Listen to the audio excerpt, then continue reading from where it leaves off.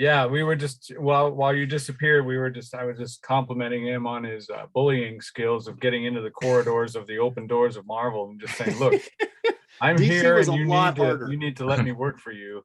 DC was a lot harder to get into. You couldn't get in Yeah, without an appointment. In fact, yeah. I called up I was in New York City, right? And I went to the outside their offices, and there was a payphone down there. Remember those? I And do. so I had the I've seen number. him. Yeah. So This guy. I'm literally right, out in front of the building calling on the phone, and I got a hold of oh, it'll come to me, one of the editors there anyway. And I said, hi, my name's Aaron Lopresti, I'm an artist. I'd like to, get a portfolio review. I, flown into town, blah, blah, blah. Try to guilt him up, not, well, he came all the way in, we got to see him kind of thing. And the guy was like, well, I'm going to go on my lunch break pretty soon, but, well, he goes, well, where are you exactly? And I go, right out in front of your office on a payphone. He goes, oh, really? He goes, all right, come on up. I'll take a look, before I go to lunch. And it never got me any place, but I did sit down with him and talk to him, and he looked at my portfolio and, gave me some pointers and all that kind of stuff. But yeah, you just had to be really aggressive and persistent as well, I'm sure. relentless. Yeah, exactly. Yeah. And that was the only way, to break in. And like I said, unless you were somebody like, Arthur Adams or somebody like that was, doing work for, I think Arthur started off doing work at Pacific Comics, because there was a lot of those actually fairly decent publishers in the early to mid 80s. First Comics, Pacific Comics, Comico. They were actually, they would hire people, and Marvel and DC would actually kind of look at that stuff. So you could say, oh yeah, I did this series for, Pacific Comics. And, they might hire you based on that. Yeah. Or they might see the stuff and call you and say, hey, well, you want to come over here and do this? I hadn't done that, and I kind of missed that. I was shortly after that, where the independent comics were sort of dying again. And so there was really no way for them to see my artwork unless I somehow managed to get into their office and get in front of them to show it, or wait, every 6 months or something, or 7 months, till there was a convention that I could go to and show my portfolio. So I just, like I said, I knew what I wanted to do, and I just did everything I could in the world to make it happen. That's awesome. Yeah, great stories. Yeah, that's awesome. I love this, man. I'm just absorbing it all and taking it in. It's great. Yeah. These are great. I think we were talking off camera about the time that I would run into you at the Portland conventions, and you'd be, sitting down there drawing with, I don't know if they called it that then, but Artist Alley.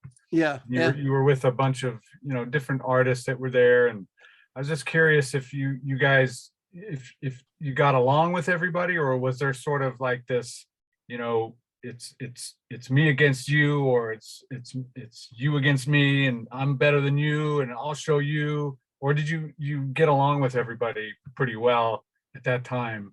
This was probably about 89, 90s. Yeah. I mean, it was when I was doing right? So I was doing a little bit of work. So I had some sort of professional credits that I could, they weren't very respectable, but they were still, credits, so it wouldn't impress anybody for me to say, oh yeah, I'm working on what are you working on? But I got along with everybody in the Portland art scene, because it was like Carl and Barbara Kiesel were there, but they were much higher on the totem pole. So they were always very nice to me, but they were not like necessarily going to hang around with me or whatever. But they, we were all very cordial. Steve Matson's a guy that, and Gary Martin, inker, who inked me on Sludge. Those were guys that I sort of befriended while I was there.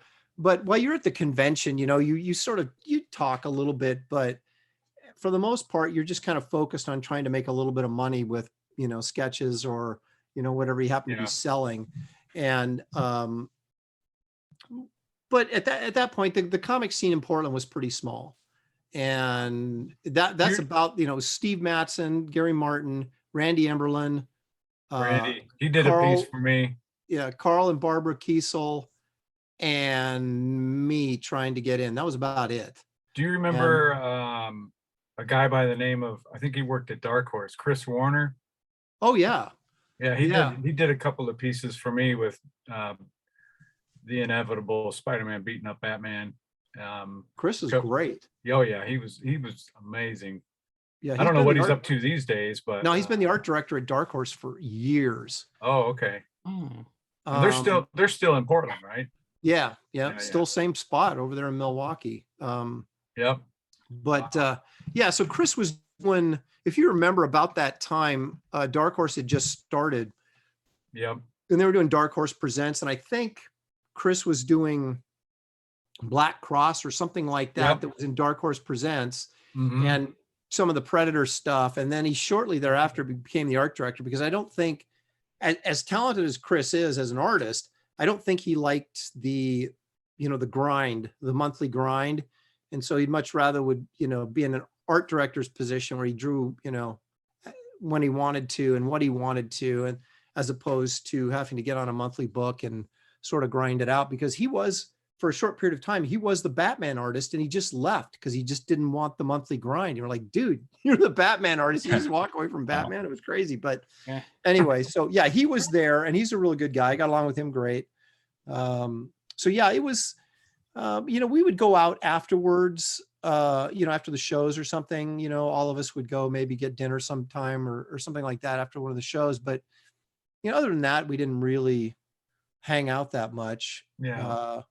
Because we were kind of spread out all over. I was on the west side. Most of these guys were over on the east side of Portland someplace, so you'd have a really good reason to drive all the way across the river and across town to get together. And unless you were working together on something with somebody, there was no real reason to do it. So, we would see each other at conventions and kind of hang out at the convention and then kind of go our separate ways. Lauren, Yeah. before we started filming, you showed off your Spider-Man beating up Batman. I was wondering, now that we're recording, if you could show that off for the viewers. Now, there is a disclaimer here. Now, this was very early in my career, still putting things together. But yeah, I don't even remember. Do you remember what I charged you for that? That was like full color. That was a lot of work. But it was $75 like pretty bucks. cheap. How much? $75. There you go. Wow. Yeah. That's awesome. And this is like full color. It is just the ultimate badassery. Yeah. Look at that. I Even was me going as a Batman, down. I as a wouldn't Batman even think fan. about doing a commission for $75, let alone actually do one now. So what a bargain rate. Now, that was what you did, because you were like, you were Yep. doing anything you want, you couldn't charge a bunch of money, obviously, because I wasn't published or had very little published. And so it was like, I couldn't demand a lot, and I wasn't that good either at the time. And maybe I'm not that good now. I'm better now, I can say that. But it was like, so, it was, I would do like full color single character pieces for $25 or $50, or something like that. I mean, that was fairly large and elaborate piece that I did for Lauren, but generally I was in like that $25 to $50 range. For like, I used to do, because the Cool. Batman fad was just really huge at the time, because the Batman movie was coming out in '89, the first one. And so everybody, doing Joker pieces and things like that, and color was Yep. a way to make I a used few to bucks. I used to ask for different things out of the norm, Yeah. And I remember one of the memories I have of being there. I said, "Could you do a picture of Spider-Man beating up Batman?" And this kid, I don't know, he must have been 15, whatever. He's like, "You can't do that." All the artists were like, they all of a sudden they went, "Comics, you can do whatever you want. There's no rule. Sorry, but you can do that." And then there's the great shot of Spidey in his Clyde Drexler jersey. Oh man, the good old days of the Blazers, right? Oh my gosh. Yep. We with Dark Horse put on a convention in when was it, 92 maybe? Whenever I think it was the Blazers' first trip to the finals. So was that 89, 90, 91, somewhere in that neighborhood? Yeah. They had a That big was, convention. Was that Chicago? Was that Chicago or Detroit? Was the first? Detroit was the first. Yeah. We got And so robbed. they were playing San Antonio in like, I think the second round, Yep. and it went 7 games, and we had, Yep.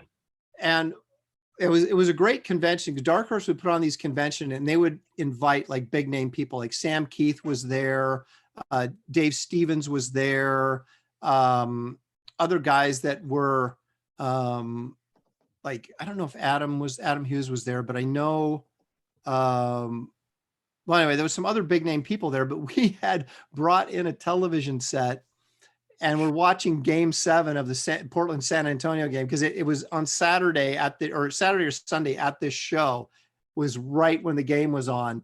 So we had this thing going on. Someone had brought like an old black and white TV or something, and we were with rabbit ears, right? And we were watching the game while we're trying to conduct business and stuff at the convention. So that was, I have vivid memories of that. So Yep. And of course we won. yes, it was a great game. I think there was a game where Rod Strickland threw the ball behind his back out of bounds. He was trying to get cute with a pass late in the game to Robinson. And he just threw it out of bounds. And it was like clutch turnover that kind of won the game for us. But anyway, enough about that. Yeah. That was, yep. So many good memories of basketball in Portland. Yep. Hey, Aaron. So just Yes. another question. So you've worked at both Marvel and DC. Mm-hmm. Can you give me a little bit of insight on your experiences at both of them? Well, it's interesting because I started at Marvel, like I talked about when I first broke in, but then once I left there and went to Malibu, I had sort of up and down moments. I couldn't get back in at Marvel, but I was able to get in at DC, and I did a series called Tachyon over at DC, which really did horribly, even though I really thought I thought Sludge was the first professional level work I did. Even though I find a lot of things wrong with it that that I improved upon and things like that. But I think I was actually felt pretty good about what I did on Tachyon. And I can still look back on it and say, this was pretty good. I did a good job on this, especially considering where I was in my career at the point. But it sold so poorly because it was such a lousy comic that I sort of got blacklisted from DC when it got canceled, because the writer was an editor.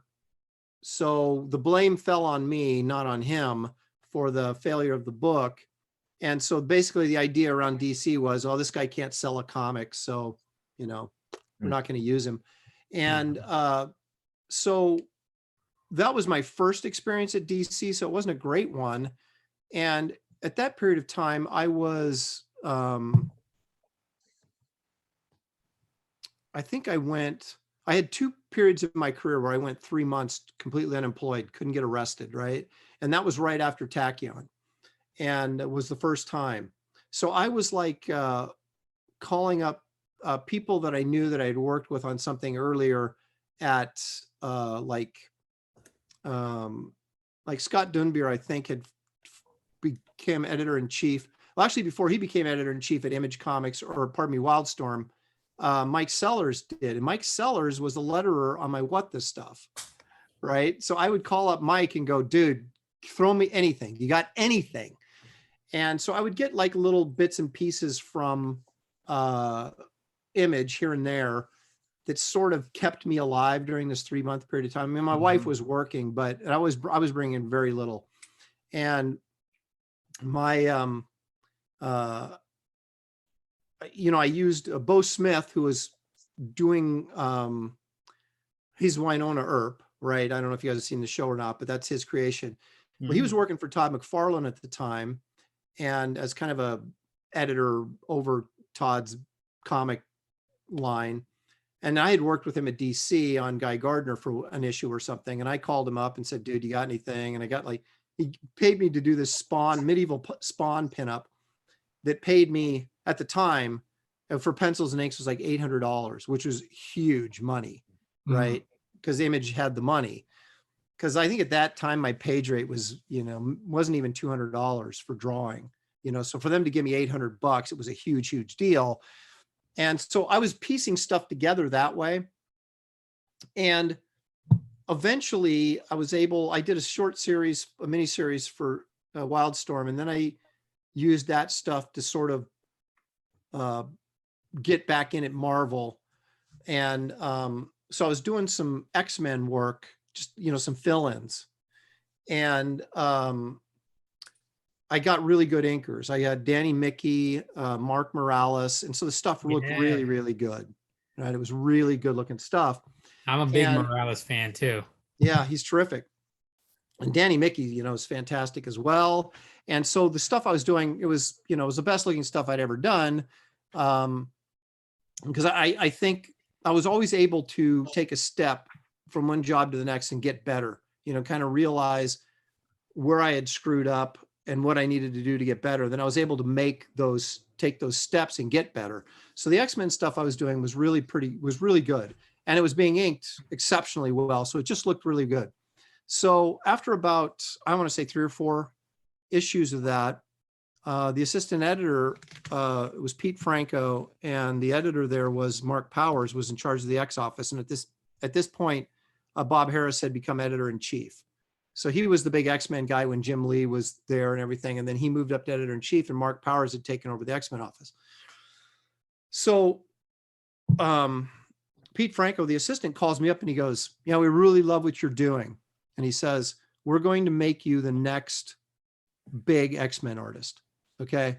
So those are like the words that everybody wants to hear, right? It's like you've grinded, you've clawed, you're finally getting this opportunity to have a major impact in the industry. And so I had got off the phone. I'm just dancing around, right? I'm telling my wife, I finally made it. I finally got it. I'm finally, this is it, the big break, finally. And then like a week later, they got fired, both of them. And I was unemployed again, just like that. Jeez. I went from top of the heap to the bottom of the garbage pile, just like that. So at that point, so then I went into this other, again, I was like, I couldn't get any work anyplace again, right? And so that's when CrossGen came up, and I went over, and I know this is a long about way to answer your question, but you got to understand where I was coming from when I got there. So after CrossGen, I'll skip that for right now. And after CrossGen went under, the work I did at CrossGen was really, really good stuff. And so I was able to get back in at Marvel at that point. And so my experiences at Marvel, I worked with Mike Martz, who I, became pretty good friends with, and was doing stuff in the X-Men office. And then I, ended up, Mark Panisha was another editor over there that I knew pretty well from the Malibu days. And he's the guy that gave me the Hulk stuff. And then they put me on Ms. Marvel, and I was on Ms. Marvel for, a year and a half or 2 years. So I had a really good relationship with everybody over at Marvel. It was always at kind of a distance. I never really met, like Joe Quesada, and I never met the guys that were really the power brokers over there. I was just kind of, I knew certain editors and got along with them fine. And they were keeping me busy, and after Ms. Marvel, I got into a disagreement over, I didn't get to do the covers on Ms. Marvel, which really ticked me off. And so they wanted me to do Ultimate X-Men. And I said, okay, but I'm doing the covers. And they go, well, we don't know about that. And I'm just like, oh my gosh. So I said to them, I said, look, let me do a cover sample for you guys. And, and so I was halfway through doing the cover sample, right? Doing this for free, right? After I'd already been working there for 4 years and had this career that had been probably about 10 years at this point. And it was like one of those Bugs Bunny moments, where Bugs Bunny tricked you into doing something, the character, and he would start realizing he was halfway done building a house or something and realizing that Bugs Bunny had just tricked him into doing this, and he'd go nuts. And so I was halfway done with this cover, and I'm like, what am I doing? Why do I have to do a sample for a cover to get on Ultimate Fantastic Four, which was the book they were offering me? Why are they not just giving me this? Because I'd done covers for them before. There was no logical reason in the world why they were making me do this. And so I got really pissed. So I called up DC, and I talked to Dan DiDio, and they were like, yeah, come on over. We'll put you on a big book and blah, blah, blah, And so they offered me more money. And so, and another thing that was going on at Marvel at that time is I had this Man Thing special that I wanted to do. And it was going to be a giant size Man Thing, because I knew it'd be funny. The jokes are always there for giant size Man Thing. But it was actually a really good story, and it would have been a fun thing to do. And it was a one shot, and I wanted to get into doing more writing. And so I thought this is a perfect thing. It's low profile, I'll be able to do pretty much whatever I want. And so I threw it out there and they said, yeah, we can do that. Yeah, we'll do that. And they kept telling me, yeah, we'll do it. And they never did. Right. They just kept pushing it aside. So that was kind of irritating me a little bit. And so then this thing with the cover. So I called my editor up and I sent the cover in, called the editor up, or he called me and said, yeah, Aaron, this looks great. You can do the covers. I said, no, I quit. And because I was just pissed. Right. And so then I went over to DC, and Marvel actually had offered me actually a really good rate. They said, look, don't do this, we'll up your rate and blah, blah, blah. But I was so pissed. And I thought, okay, you can pay me more money, but you're still going to not have any respect for me, clearly, or at least the level that I wanted. And so, and I felt that DC did have that respect for me. So I went over to DC and kind of never looked back. And the unfortunate thing was that I had a great relationship with Dan DiDio, and that's the best kind of, when you are tight with the editor-in-chief and the publisher, you don't have to worry about getting your next gig. Dan always took care of me. So I got really sort of lazy and sort of just kind of let my bridges fall apart over at Marvel and never really talked to anybody over there for the 10 years I was at DC. And occasionally I would do a cover for Archie or Dynamite or something, but I was not actively out there selling myself anymore because I was always getting work at DC, right? So you just kind of get comfortable and relax. And I basically did what you're never supposed to do, is put all my eggs in one basket. So I was on contract with them though for 5 years, I think. And then they started cutting all the contracts and stuff, but Dan still kept me busy. And so I had great working relationships with everybody at DC, which I'd never really gotten to know other than a few editors over at Marvel. DC, I knew everybody at just about every level. Like I said, I knew Dan, obviously he was at the top of the ladder, but then guys in production and guys in human relations and guys in the art director, Mark Chiarello, these were all guys I knew really well and had good relationships with. And so as long as they were in place, there was work to be had, and I didn't have anything to worry about. But then when, AT&T bought Warner Brothers, who had bought DC, and then they started clearing house a couple of years ago and they let Dan DiDio go, I was like, I'm screwed, And so I was able to work on Justice League for about 8 months. And then they did that second wave of firing everybody in that September. And suddenly everybody that, editorially that I was friends with and that readily gave me work, they were all gone. Wow. So I remember that too. Yeah. And so I guess basically in a nutshell, I guess it's too late to put everything in a nutshell because I always take a short question and turn it into a super long answer. But the difference between Marvel and DC was just my relationships that I was able to build at DC that I never really did at Marvel. Marvel was just, I had some great stories at Marvel. I worked with Chris Claremont, on Excalibur and, had good relationship with him. And the editors I worked with, I always had a good relationship with. But DC always was more of a family environment for me because I just knew everybody. And I came over there on a high note, with somebody that they were like poaching from Marvel as opposed to someone that was groveling for work. You know what I mean? And so I was just treated better because of that aspect of it. And then I was able to make friends over there. And, so it was just, not that there was anything wrong with Marvel and the way that it was set up. It's just that I just never established the relationships at Marvel that I did at DC. So I was never confident at Marvel that, maybe I would have a job next month. Where at DC, I never worried about it. Well, speaking of complex questions, I've got one, but you've been very generous with your time. So No, it's I fine. know this Whatever. this is probably we could probably go on with this question for hours. But I wonder if you could give us like a little snippet of like what's it like between like the dynamic of a writer and an artist, because one of my favorite duos recently has been like Scott Snyder and Greg Capullo. And I know like they're good friends with one another and I love the work that they do, but I've always been curious, how soon do you get this script, and how much liberty do you have to be like, hey, let's do this, or is it, very explicit, your instructions? Just, I know that's a lot, but can you give us No, like a tiny no, it glimpse depends into on that? it depends on the writer, but I will say for me personally, I've never had. I hesitate to say never, but I think it's true. I don't think I've ever had any issues with a writer, and Hmm. that's pretty remarkable considering how much work I've done over the years. Yeah.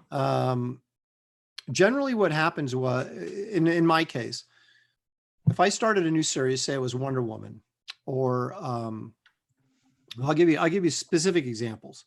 Chris Claremont pretty much knew what he wanted to do with Excalibur, so I didn't come in to Excalibur and he didn't go, Aaron, what do you want to do? He knew what he was going to do. My job was to draw it.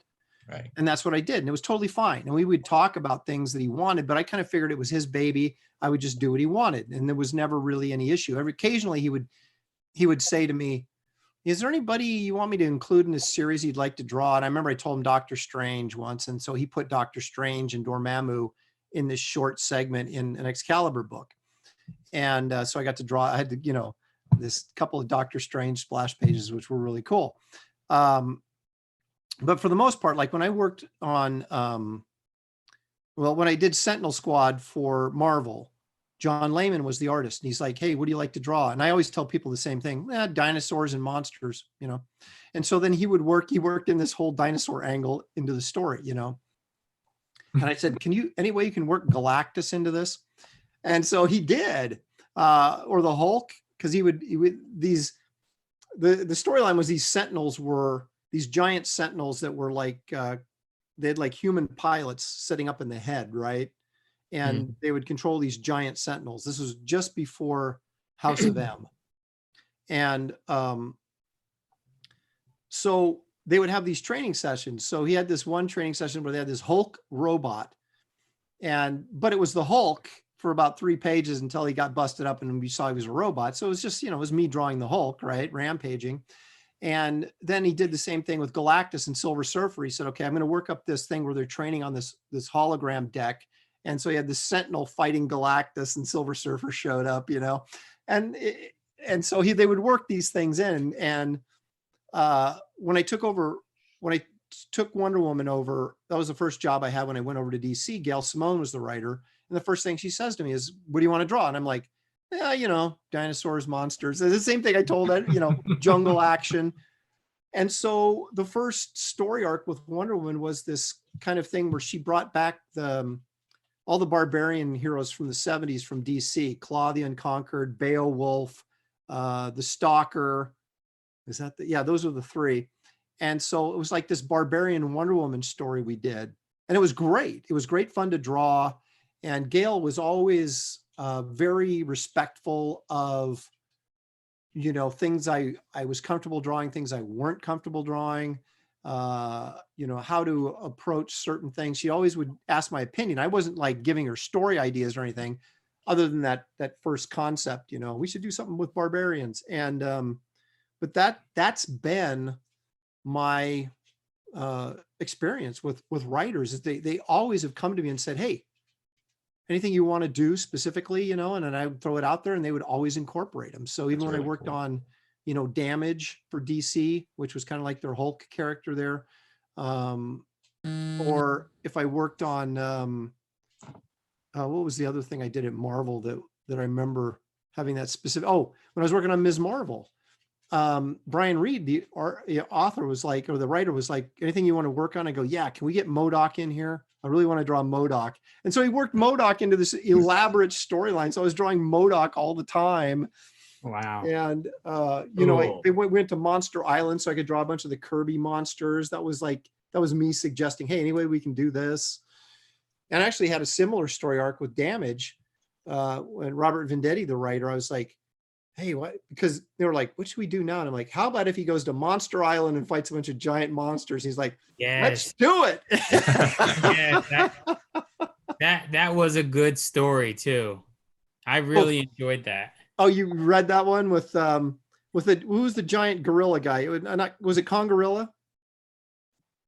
It was something like that, but you also had like you did have giants in there, and You're talking I about the do Damage or the Ms. Marvel one? no Damage. Yeah, yeah. We had those giant monsters. I got to create a bunch of monsters, but he also worked in this really kind of cool story arc with Right. The Justice League dropped them off on the island. right, to get rid of him kind of thing. Yeah. Batman was yeah. Yeah, and that was a fun book. And the unfortunate thing with that was that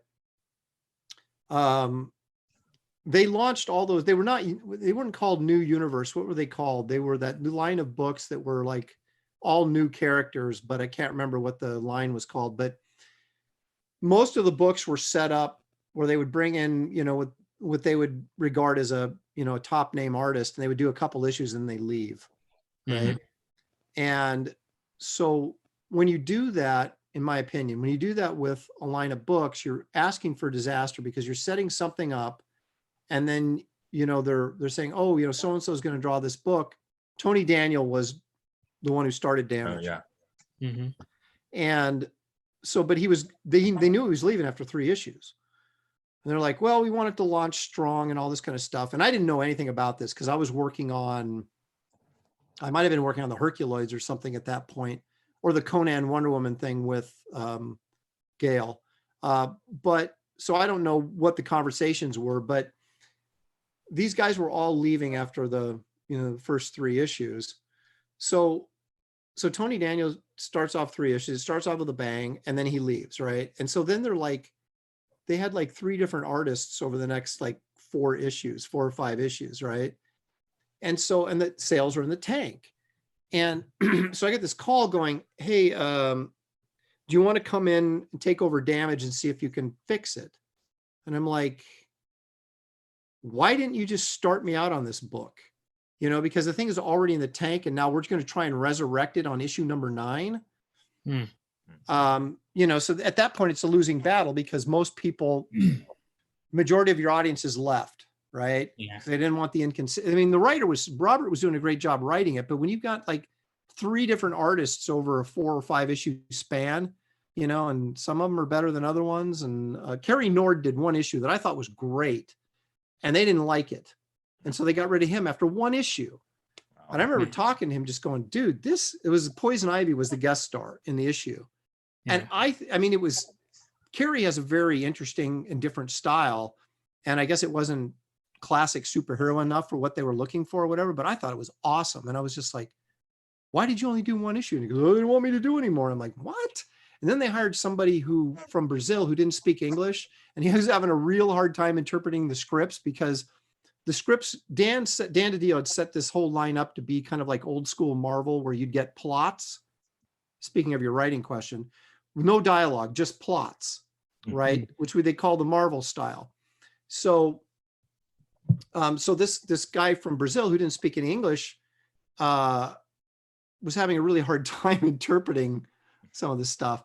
And so that wasn't working out. So that's when they brought me in, right? And so then Robert and I tried to do what we could to sensationalize the character, bigger stories, bring in Batman, bring in the Justice League, bring in Deadman, bring in all this other stuff, to try and get some interest in it. And we had a great fun working on it. But it was kind of like too little too late. And I was just like, yeah, why didn't you just put me on this book from the very beginning, and we wouldn't have this problem? You wouldn't be trying to save the book. We would have been able to get a certain level of consistency to it. But that's the way it works. I kept reading, I read the entire series, and I really enjoyed it. I've been a fan of Robert Venditti's. Yeah, he's good. Work since he was put on Green Lantern all those years ago. So the fun thing with those scripts, when you're talking about writers again, is, like I said, they were all plots, because Dan wanted the artists to have more voice in the storytelling. which makes even less sense to keep changing artists all the time, right? If you Right. want the artist to be a major storyteller in the series, then you need consistency. So I would get these scripts like the Justice League issues, for example, when Superman showed up and Superman and Damage fought, right? He'd have the story, and then and I'm not kidding. He said this would happen all the time. And it was just the way it was set up. He would say, okay, from page 9 to page 16, fight scene. And that was it. And he would say, this is where it needs to start and this is where it needs to end. And then I would just make it up. And then I would do whatever I wanted to do.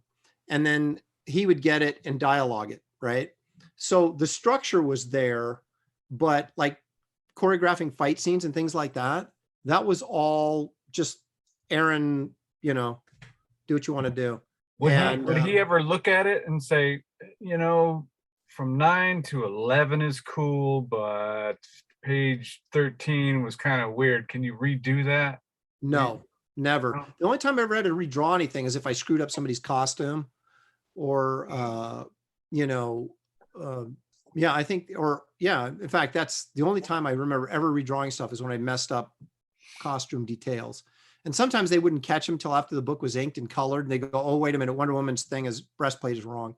And I'd like, oh, so then you got to go draw this patch, right? And ink it and send it over for them to fix it. And, or they would change the story. That happened to me a couple times where they'd go, I do a 2-page sequence. And they go, you know what? We don't want to use that. We're changing it to this. And they have to redraw this 2 pages. But would you get paid? Would you get paid for those ones that you did and get paid for the new ones? Sometimes. Usually if it was your fault, they wouldn't repay you. If it was their fault, they generally would repay you. Because I did Convergence. I did an issue of Convergence. They had this big miniseries, right? That Scott Lobdell wrote. And they kept changing who the villain was. And so, and Dan told me this. He told me before I took the job, he goes, look, I promise you, he goes, just one issue. He said, it's going to be a pain in the butt. But he said, you get to draw so many characters in the DC universe, it'll be worth your time. And I'm like, all right, I'll do it. And so, and sure enough, I did the first 3 pages to the story. And then he's like, we changed the villain, so you have to redraw these. And I'm just like, ugh. And so I redid that. And this happened periodically throughout this issue. And the cool thing about it was all double-page spreads. And it was practically one big fight scene for 22 pages. So it was a lot of fun, but I had to keep redrawing stuff because they kept changing what they were doing. And then there was a scene where the villain gets killed at the end of the story. And they originally made it Warlord's wife. Because I think Kubert did the issue before me that kind of focused on Warlord, and this villain killed Warlord, right? And I'm talking about the Mike Grell Warlord, from the 70s. And so his wife wanted to avenge him, right? So she shows up and kills this major superhero, but super villain, but this super villain was like super powerful, right? So I draw the page where she shows up and basically takes one of her primitive spears and, right in his chest. And then they go, you know what? He's way too powerful for basically this cave chick to kill. So I had drawn the page and I'd already sent it. Mark Morales was inking. I already sent it to Mark. So he had inked the very first panel, but not the rest of the page. And I get this notification like, we got to change this. We're going to make it Green Lantern, someone more powerful. So that whole page went out the window and I had to redraw the whole thing as Green Lantern, right? So I still have the page sitting in my drawer. It's all penciled and has the one panel inked by Mark Morales. But yeah, that happened pretty regularly on Convergence. But as far as other things, that rarely happened unless I screwed something up, and had to add something or take something out that I wasn't supposed to be in there in the first place. So that's good stories. Yeah. What advice would you give to, say, somebody starting out in the world of, we'll just keep it at comic book art, for somebody starting out and wanting to get into the industry? It's it's even more challenging now because you start to see these corporate ownership of these companies and they're squeezing them. right? So not only do you have questionable subject matter in a lot of areas, we won't get into that. I mean, because everybody has different opinions about that, but they're certainly treating the characters differently than they have traditionally in a lot of cases. Let's just put it that way. And so you have to decide whether, if that's, you know, if those are the kind of stories you want to tell or not, number one. And then number two, because they're cutting costs like crazy, you're finding that and they're cutting titles, especially at DC, that there's less opportunities. Now, you go and talk to somebody even older than me, you know, guys like Claremont or Jim Starlin or people like that worked in the 70s. When they were drawing comics in the 70s, they were all saying comics is going to be dead by 1980. We all got to start figuring out what are we going to do next for our careers, because they all expected comics to go under. And I think you talk to any decade of artists or writers, and they all tell you the same thing. We're always expecting comic books to collapse. This is it. This is it. They're going under, and they never do. But I would say that there's a little bit more realistic fear right now that things are potentially going to get downsized to a point where there's nowhere near the opportunities in comics that there used to be, right? Just in terms of volume of titles. So what that means is the market is way more competitive than it's ever been, because you have more people that want to get into comics, but you have less opportunities. And I think the other difficult thing to do is, or to realize, is that all sorts of commercial art have sort of died out. Okay. You know, there's not a lot of people are doing album cover art, or, you know, what DVD. I mean, they're not even doing CDs anymore, hardly, are they? Everything's all digital downloads. So where there used to be a great opportunity for illustrators, album covers, movie posters, comic books, ad work, stuff in magazines, all that stuff is gone for the most part. And so what you see is people that are illustrators, they have no place to go except to comics. So now you have this large influx of talent coming into the industry and less opportunity. So it's a challenging thing to break in. And, you know, one of the things I'm doing now is independently publishing, using crowdfunding as a way to publish a book. And there's been a lot of success in that. There's also been a lot of failure in that. Again, it depends on a lot of factors. So there's no guarantees, but the one good thing is there's so many avenues from what to get yourself published now that there weren't. You know, when I was breaking in, it was Marvel or DC or nothing, right? And now it's, you know, the Marvel and DC opportunities are still there, although they're not as plentiful, but they're still there. And then there's so much stuff going on the internet digitally that you can, you know, produce your own comic at very little cost, especially if you just release it on the internet, right? You don't have any printing costs at all.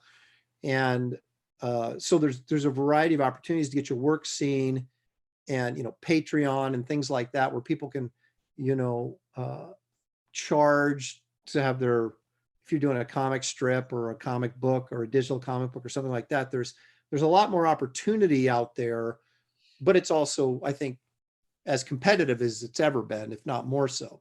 So there's a good side and a bad side to that. I mean, everybody has to sort of follow your dream, right?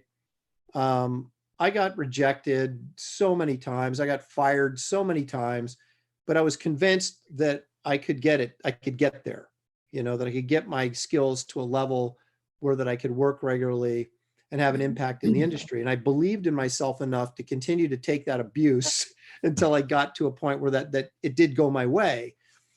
So, I mean, you know, perseverance, as we talked about earlier, I mean, talent is key. Obviously, you have to have a realistic assessment of what your abilities are.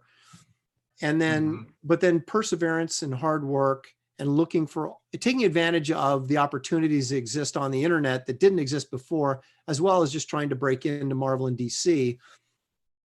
And I still think that you can go to a convention with your portfolio and get it looked at.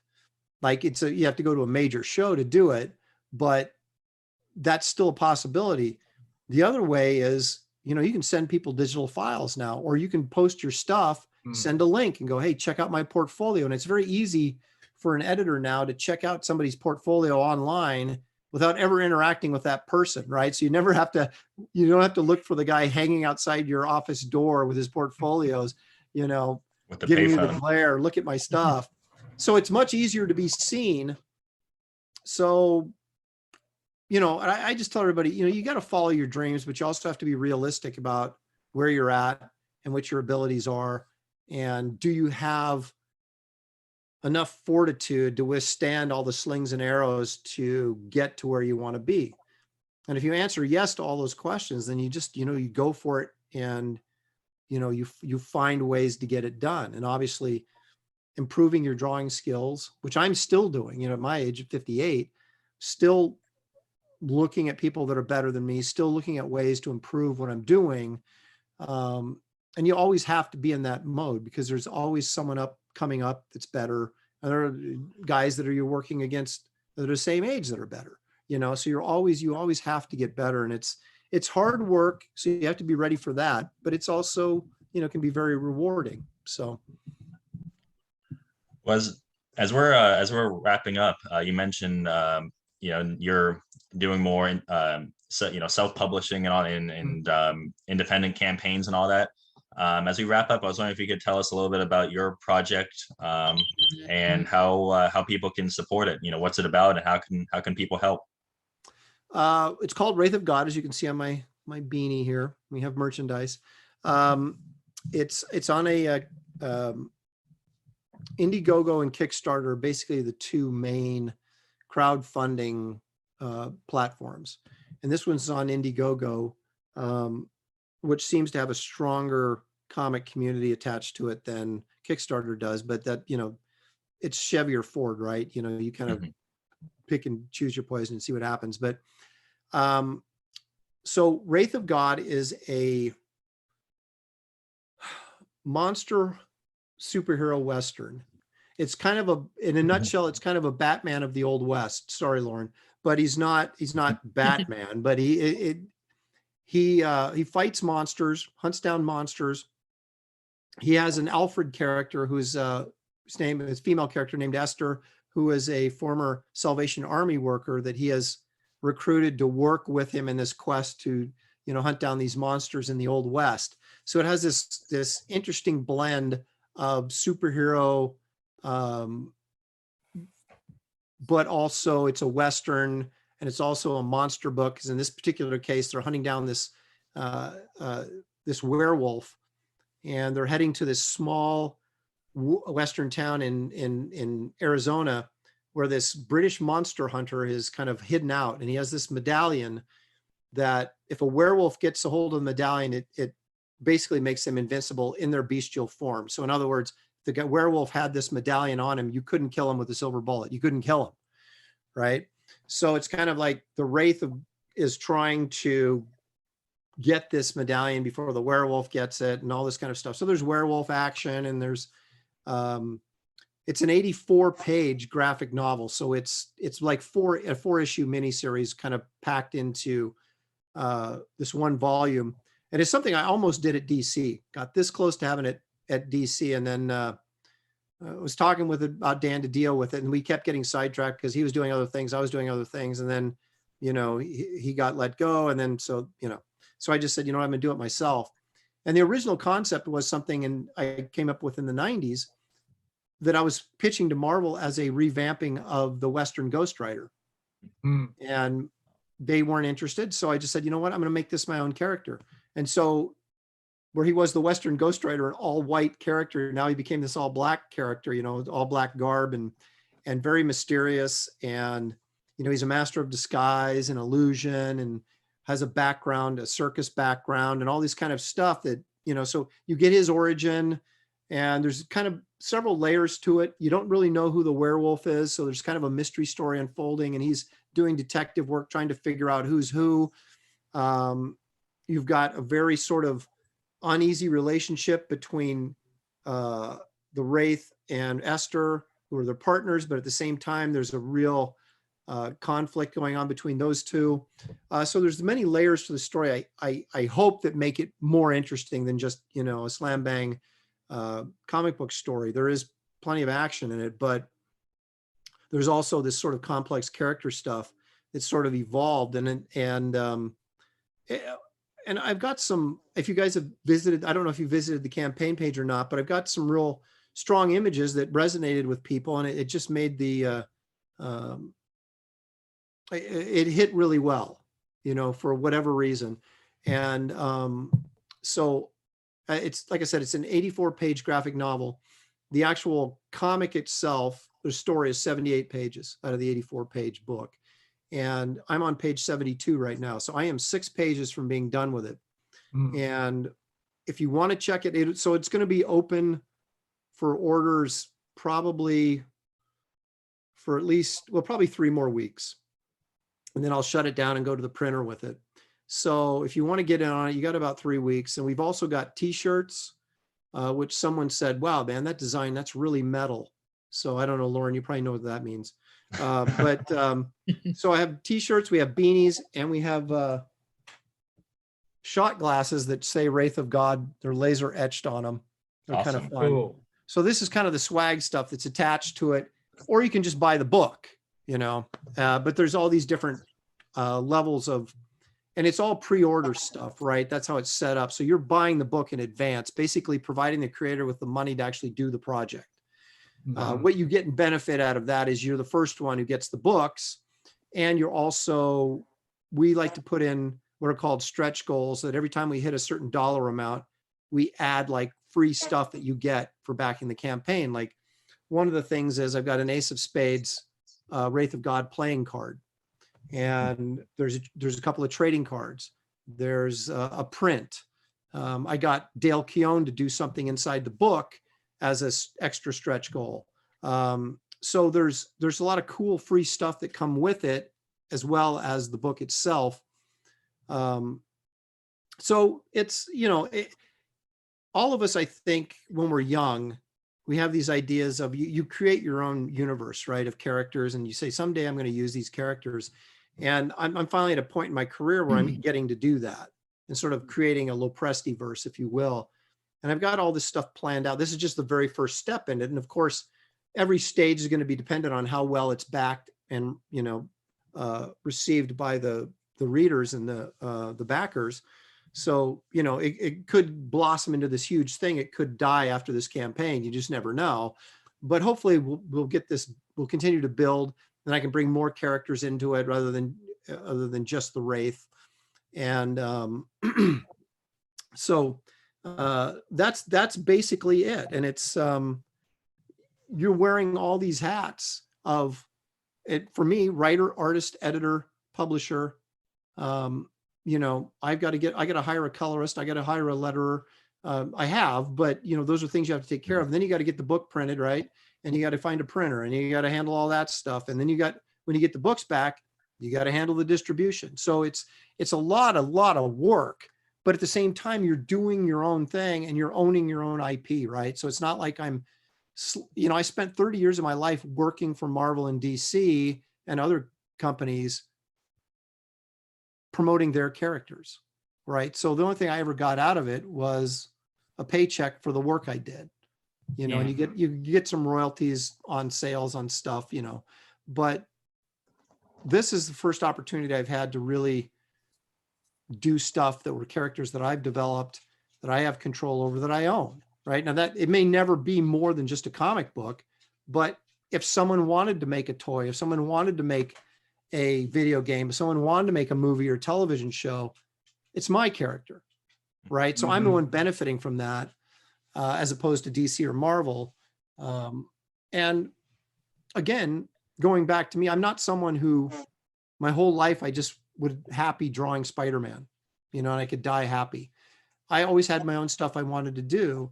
But once you get into that, that rhythm of married, kids, own a home, bills to pay, it becomes a job, and you're just like, you quit thinking about all the creative stuff you want to do personally, and you just think about next job so I can pay my bills. And pretty soon you look and you go, I've been doing this for 30 years and I've got nothing to show for it other than, what comic books I leave behind for history or whatever. But in terms of characters you've created and maybe what you've added to the pop culture, atmosphere. We've got nothing. And so now's my opportunity to kind of throw that stuff out there and see if it sticks. So it's scary and it's exciting. I've got this. There you go. There it is. But anyway, people can go to Indiegogo and they look up Wraith of God, not Wrath of God, but Wraith, like a spirit, Wraith, or Aaron Lopresti, and you'll be able to find the campaign pretty easily. And we'll be sure to link it once this goes up, because just hearing the description from you. First of all, it's cool to hear it straight from the guy's mouth. But just hearing the description, it sounds like a book I'd like to read. This has been really awesome, a real treat to have you on. And I think we could go for another 3 or 4 hours, I'm sure, if we wanted to. Because there's stories. Yeah, there's so much, if you ever want to come back on, maybe when the book is out and talk about it again, or anytime you want to. Yeah, that'd be great. We'd love to pick your brain some more and talk more about what you're doing. This has been awesome. Yeah. Well, thank you guys for having me. I really appreciate it. I always enjoy talking about this stuff, and of course, getting to see Lauren again has been great. And seen you since we both had hair, and so, and that's been a long time ago. Yeah.